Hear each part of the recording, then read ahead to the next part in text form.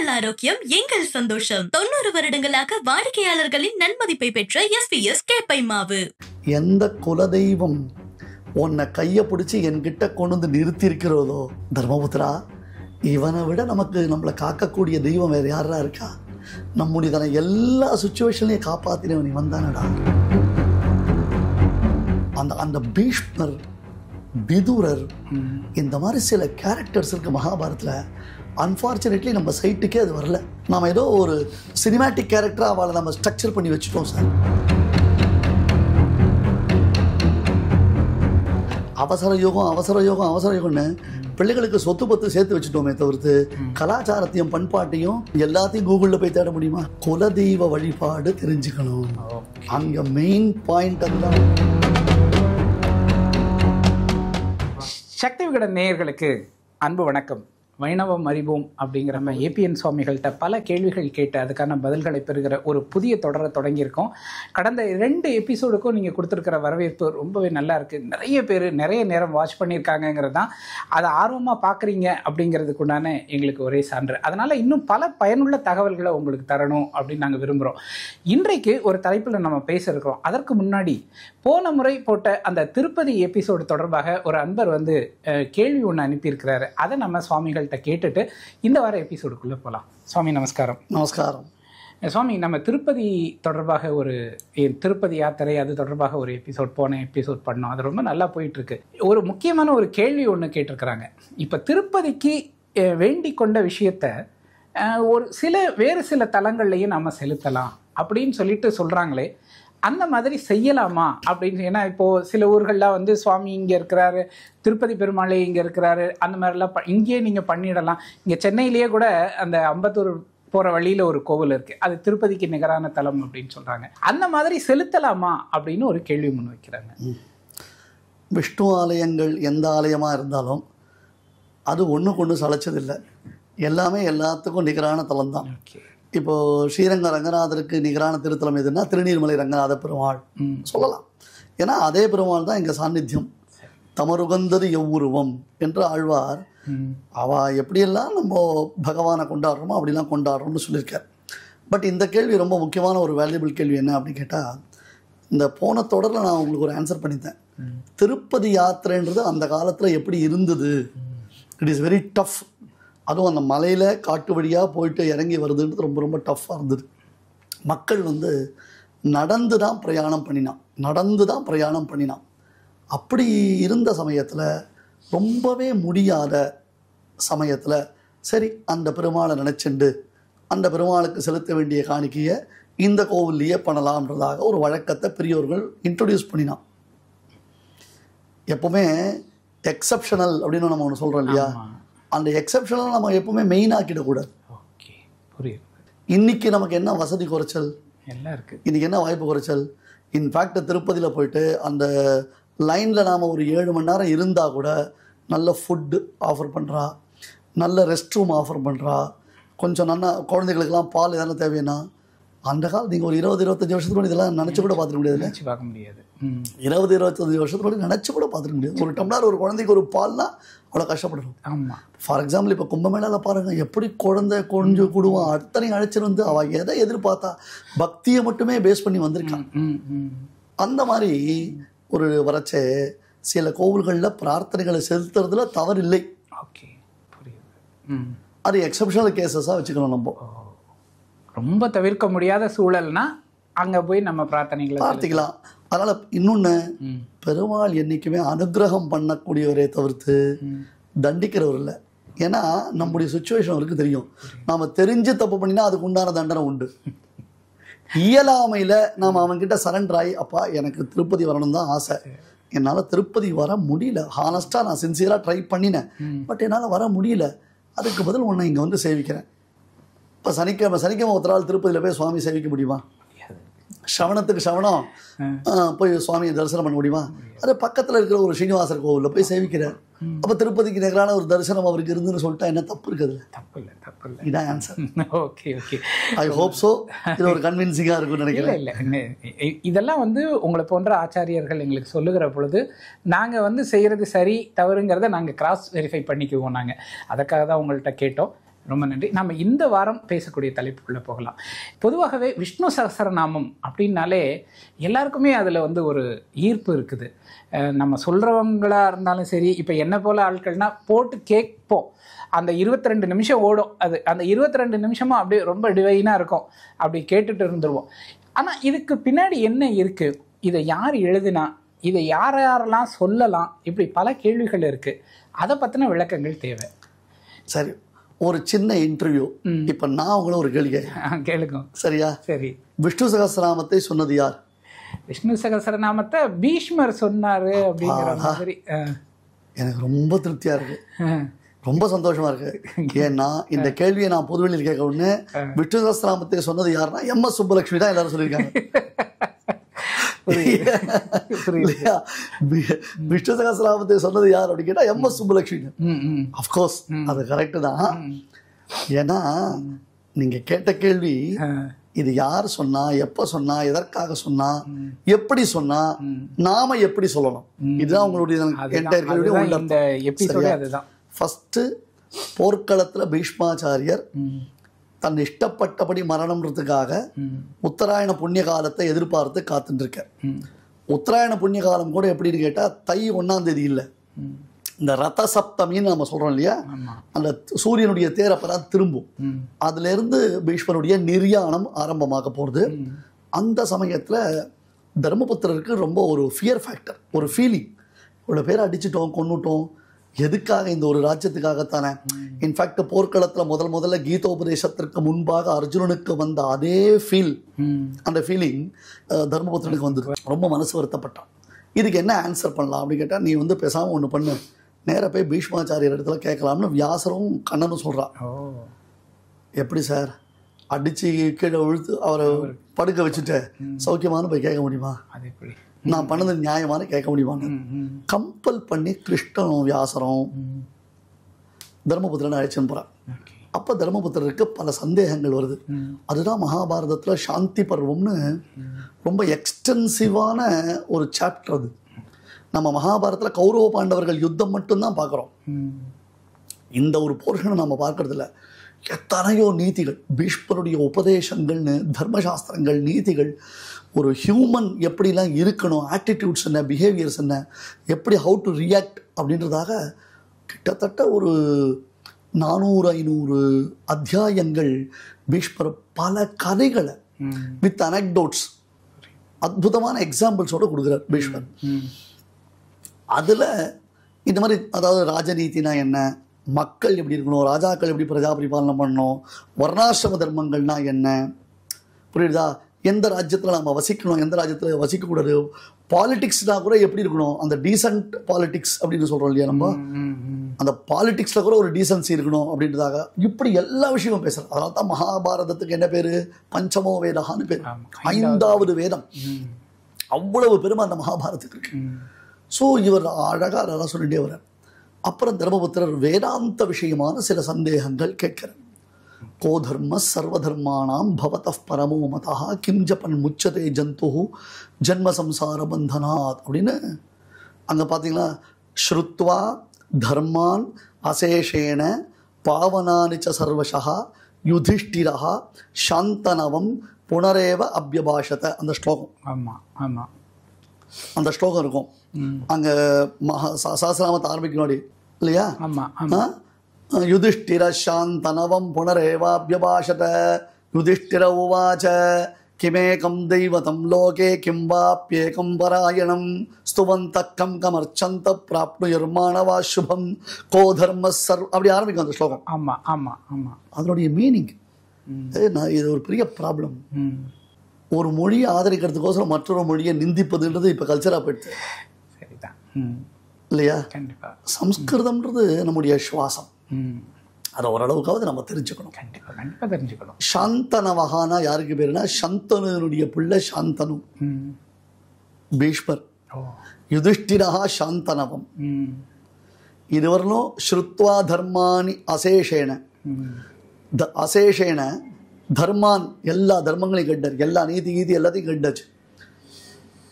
புனரேவாபிய பாஷத மேலே சில கொஷின்ஸ் இருக்கு, கொரீஸ் இருந்தது. அந்த கொரீஸை தர்மபுத்திர இடத்துல கேட்குறேன்.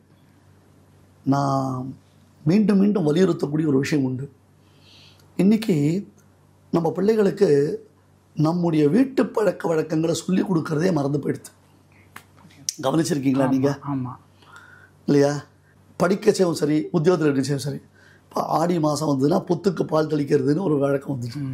ஆடி வெள்ளிக்கிழமைனா பெண்கள்லாம் எண்ணெய் தேய்ச்சி ஸ்நானம் பண்ணி நம்ம ஏஜ் குரூப்பில் நம்ம பார்த்துருப்போம். வீட்டில் இருக்கக்கூடியதான கன்னிகைகள், அதாவது கல்யாணம் ஆகாத பசங்களை, நம்ம அக்கா, அம்மா, சகோதரிகள், அத்தை இவங்கெல்லாம் இருந்தாங்கன்னா எல்லாரும் எண்ணெய் தேய்ச்சி ஸ்நானம் பண்ணுவோம் வெள்ளிக்கிழமைக்கு.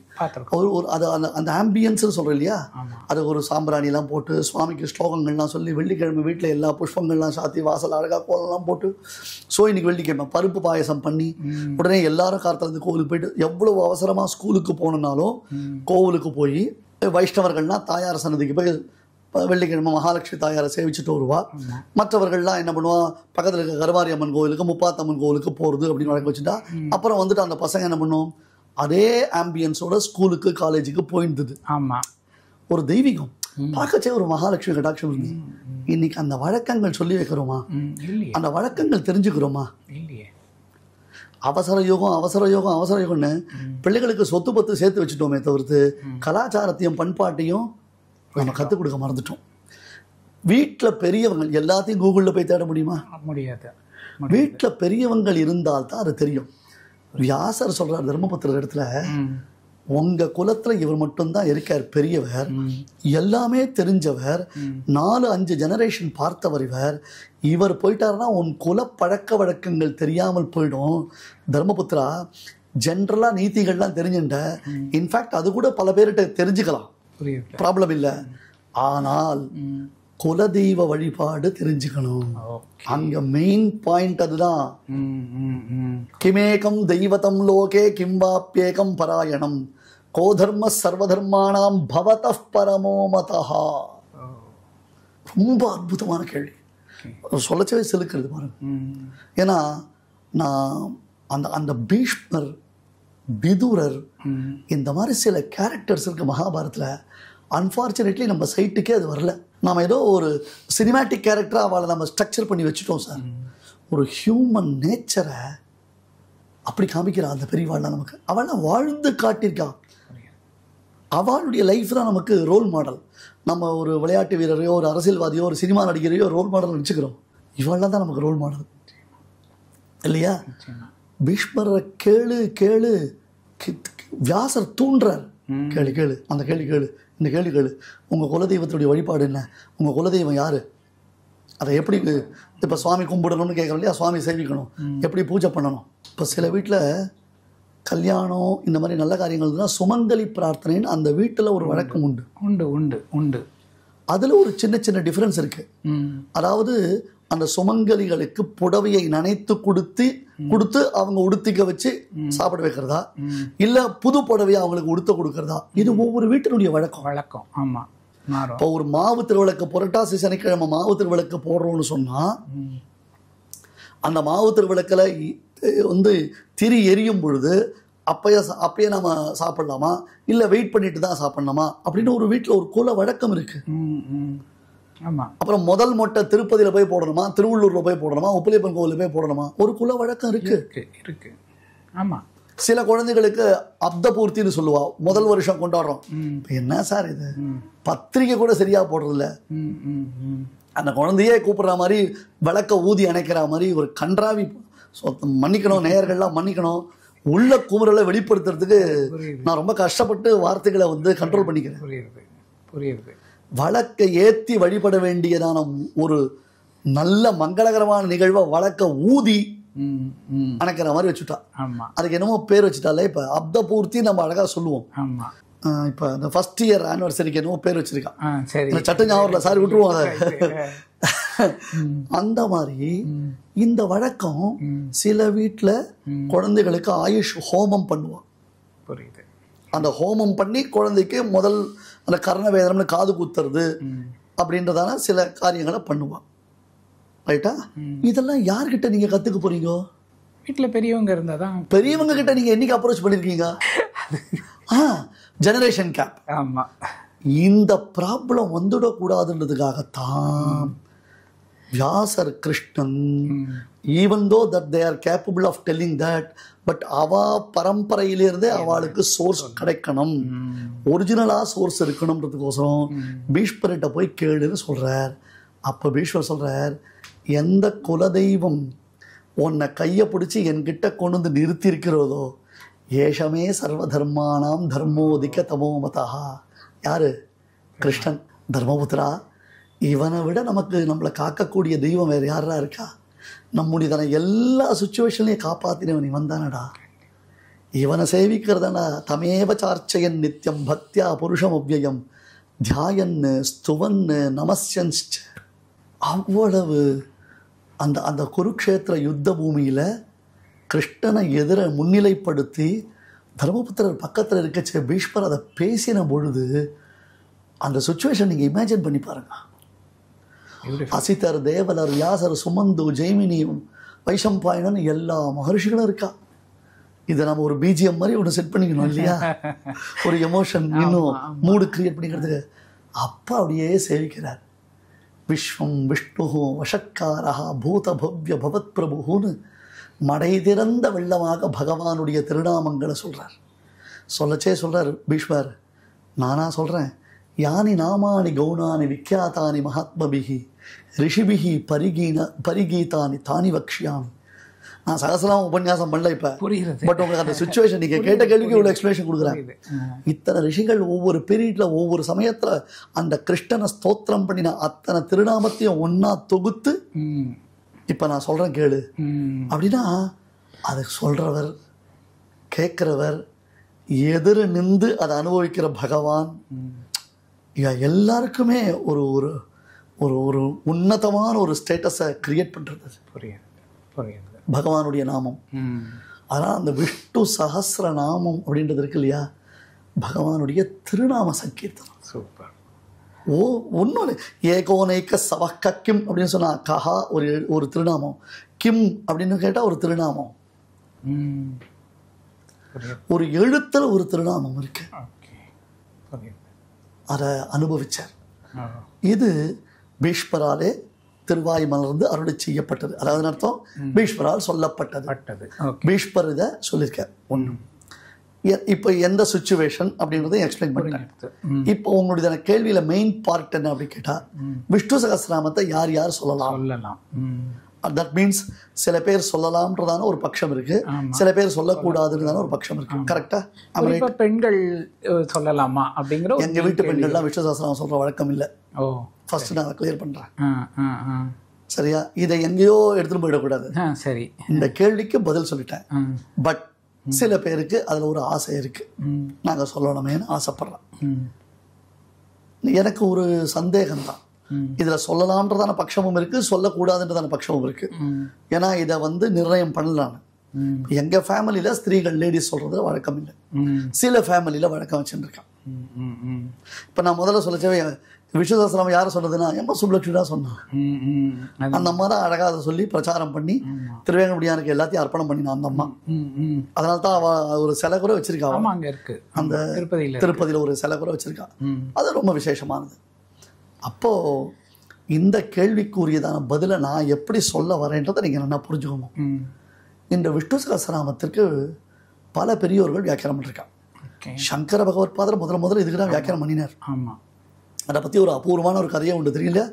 சாட்சாத் லலிதா தேவி அவளே எடுத்து கொடுத்தா. அவர் லலிதா சகஸ்ரநாமத்துக்கு தான் வியாக்கியானம் பண்ணணும்னு ட்ரை பண்ணார். ஆனா லலிதா தேவி விஷ்ணு சகஸ்ரநாமத்தை எடுத்து கொடுத்து சங்கர பகவத் பாதரை வியாக்கியானம் பண்ண வச்சா. அதே மாதிரி ராமானுஜ சம்பிரதாயத்துல பராசர பட்டர், ராமானுஜருடைய பிரிய சிஷ்யரான கூரத்தாழ்வானுடைய பிள்ளை, அவர் விஷ்ணு சஹஸ்ரநாமத்துக்கு வியாக்கியானம் பண்ணிருக்காங்க. பகவத் குண தர்ப்பணம்னு பேரு. தர்ப்பணம் இல்ல, தர்ப்பணம்னா கண்ணாடி. பகவானுடைய குணத்தை ரிஃப்ளெக்ட் பண்ணக்கூடிய கண்ணாடின்னு அர்த்தம் அந்த கமெண்ட்ரிக்கு. மத்த சம்பிரதாயத்தில் நிறைய பேர் பண்ணியிருக்கான். ராகவேந்திர சுவாமிகள் போல பெரியவாள்லாம் நிறைய பேர் பண்ணியிருக்கான். இப்படி எல்லா ஆச்சாரியும் விஷ்ணு சஹஸ்ரநாமத்தை கொண்டாடி இருக்கான். ஸ்ரீ வைஷ்ணவ சம்பிரதாயத்திலேயே கூட சில ஆச்சாரியர்கள் ஸ்திரீகள் சொல்லலாம்னு அனுமதி கொடுத்துருக்கா, சில ஆச்சாரியர்கள் ஸ்திரீகள் சொல்ல வேண்டாம்னு அனுமதி கொடுத்துருக்கான். அதை ரெஸ்ட்ரிக்ட் பண்ணி வச்சிருக்கான். இது ஏன் எதுக்குன்றதான விசாரம் வேண்டாம். ஆனால் அப்படி அவ சொன்னதுக்கு ஒரு காரணம் இருக்குன்றதை நாம் ஒன்று தெளிவாக புரிஞ்சுக்கணும். இந்த சகஸ்ரநாமத்திற்கு வியாக்கியானம் பண்ணுற பொழுது அதில் பல திருநாமங்கள் மந்திர சாஸ்திரபரமாக காண்பிக்கப்படுறது. இப்போ நான் கூட 2-3 இடத்துல ஸ்ரீ விஷ்ணு சகஸ்ரநாம யஜ்யம் பண்ணினேன். சமீபத்தில் கூட கொரோனாக்கு முன்னாடி அயோத்தியா மண்டபத்தில் பண்ணினேன். 174 திருநாமங்கள் 174 திருநாமங்கள் விஷ்ணு சகஸ்ரநாமத்தில் மந்திர சாஸ்திரபரமாக காண்பிக்கப்படுறது.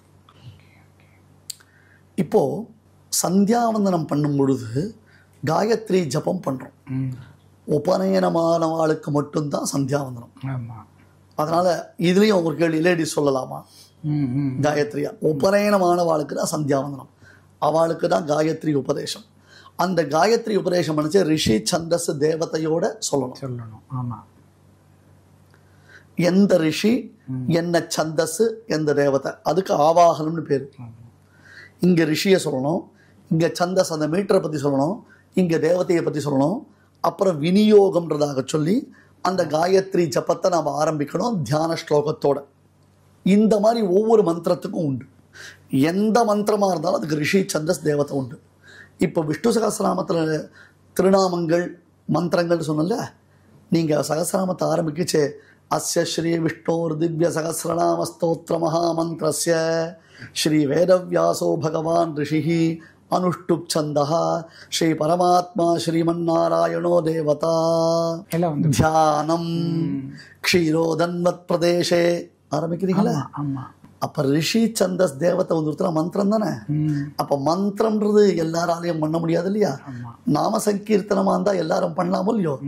அப்போ சொல்லணும்னு ஆசைப்படுறவா என்னை பொறுத்தவரையிலும் விஷ்ணு சகஸ்ரநாமத்துக்கு நாம் பகவானுடைய நாமாக்களை சொல்லிட்டு போயிடலாம், தப்பு இல்லை, அந்த பலன் தான் வரப்போகுது. அப்படி சொல்லணும்னா இந்த ரிஷி சந்தஸ் தேவதை இல்லாமல் தியான ஸ்லோகத்திலேருந்து சொல்ல ஆரம்பிச்சா சரியா போச்சு, சரியாயிடும். ஓ வெரி குட், சூப்பர். இது நான் சொல்ற பட்சம் தானே தவிர்த்து இது தீர்ப்போ இதுதான் நீங்க ஃபாலோ பண்ணணும்னோ இதுதான் ஸ்ரீ வைஷ்ணவத்துடைய சித்தாந்தம்னோ நான் சொல்லலை. சரி சரி. என்னிடத்துல இந்த கேள்வி கேட்கிறவாளுக்கு கூடிய வரைக்கும் வேண்டான்னா வேண்டாம், இல்லைன்னா ரிஷி சந்தஸ் தேவதை இல்லாமல் இதை வச்சு தியான ஸ்லோகத்துல ஆரம்பிச்சு சொல்லுங்க. அப்ப நாமாவளி ஆயிடுறது. ஓ வெரி குட், புரியுது. அதனால்தான் ஜபே விநியோகான்றது வேற, பாராயணே விநியோகான்றது வேற. ஸ்ரீ விஷ்ணு சகஸ்ரநாம ஜபே விநியோகாவா பாராயணே விநியோகாவா? அது ஜபே விநியோகா தான், நம்ம பாராயணம் இதெல்லாம் இருக்கு.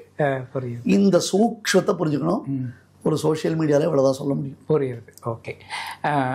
என்ன வேளையில் நம்ம வந்து இந்த விஷ்ணு சகஸ்ரநாமத்தை எந்த வேளையிலையும் சொல்லலாம்.